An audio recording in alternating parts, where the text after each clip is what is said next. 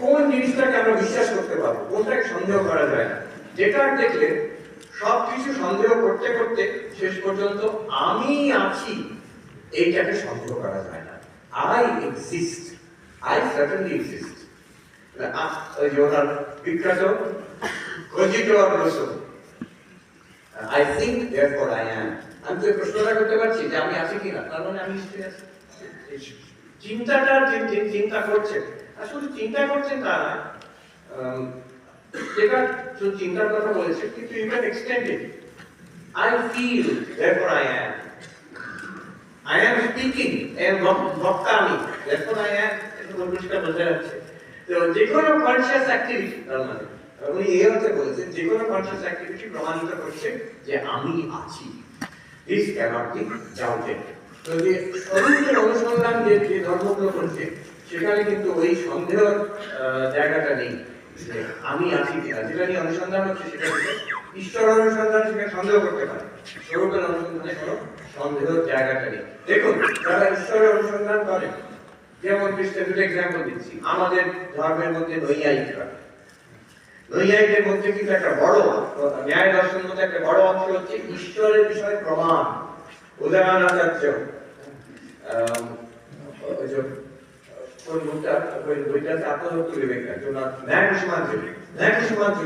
নখানা প্রমাণ দিয়েছে ঈশ্বর আছেন। কেন প্রমাণ করার চেষ্টা করছে? যেহেতু বৌদ্ধরা আক্রমণ করছে, বৌদ্ধরা বলছে কোথায় আমাদের ঈশ্বর, প্রমাণ করা যায় কি যুক্তি দিয়ে। এখন প্রকাণ্ড নৈয়ায়িক তিনি উদয়নাচার্য, উনি একা নন, অন্য নৈয়ায়িকরা প্রমাণ দেওয়ার চেষ্টা করছে ঈশ্বর আছেন। এবং খ্রিস্টানিটিতেও তাদের যে থিওলজি, তারাও প্রমাণ দেওয়ার চেষ্টা করছেন ঈশ্বর আছেন, তা প্রমাণ দেওয়ার চেষ্টা করছেন। বৌদ্ধ দর্শন, পুরো দর্শনে সাধারণ মানুষ কেউ প্রমাণ করতে কখনো চেষ্টা করেনি যে আমি আছি।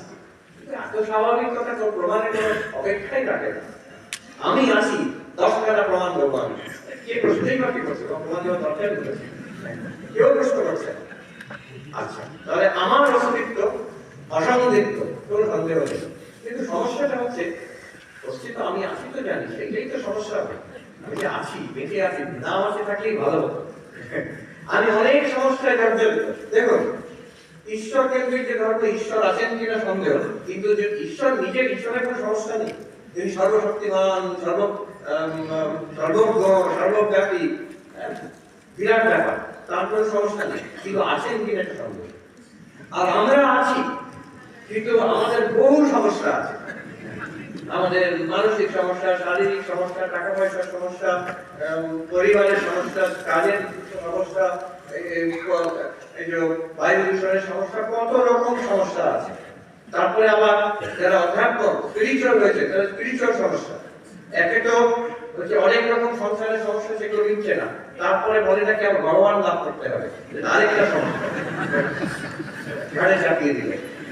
আবার বলে নাকি সাধন করে মন স্থির করতে হবে, সে আরেকটা সমস্যা। আবার হৃদয়তে ভগবানের জন্য ভক্তি লাভ করতে হবে, সে আরেকটা সমস্যা।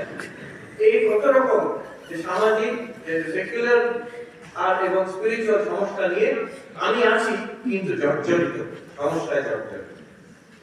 এবার অদ্বৈত বেদান্ত কি? এবার অদ্বৈত বেদান্তকে আসে।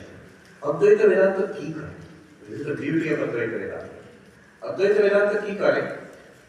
যে সেই অনন্ত ঈশ্বর কিন্তু সন্দিগ্ধ, আছেন কিনা জানি না, এবং সসীম সমস্যায় জর্জরিত, কিন্তু নিঃসন্দেহে আমি আছি। এই যে আমার অস্তিত্ব কোনো সন্দেহ নেই, আর ঈশ্বরের যে অনন্ত অসীম অস্তিত্ব, সেখানে কোনো সমস্যা নেই। এই দুটোকে এক করে দেয়, দুটোকে এক করে দেয়। বেদান্ত যদি ঠিক করে আমরা ঠিকভাবে আমরা বিচার করে দেখি, তাহলে একটা এমন জায়গায় পৌঁছাবো যেটা কোনো সন্দেহ নেই, কেউ সন্দেহ করতে পারবে না, আর সমস্যাও নেই। সন্দেহ নেই আর সমস্যা নেই। সেটা কে? সেটা আমি, সেটা আপনি।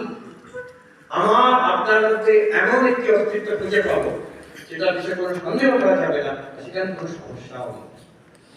সেটা এমন জায়গা যেখানে গিয়ে, যেমন ঠাকুরের যে আমরা সবাই পড়েছি, ক্যান্সার হয়ে মারা যাচ্ছে, সেখানে পরিবার জিজ্ঞেস করছেন আজকে কেমন আছে, বড় কষ্ট, খেতে পারি না বলছেন।